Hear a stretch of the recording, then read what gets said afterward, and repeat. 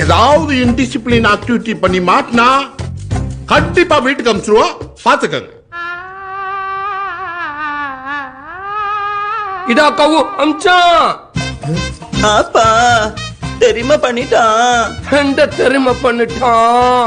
நான் வெள்ள மல்ல கப்பட்டு டிக்க வச்சோம், இப்படி விளையாண்டுக்க. அப்பா என்ன அப்பா நீ திங்கா ஒப்பா சொல்லு எந்த பெருமாடா?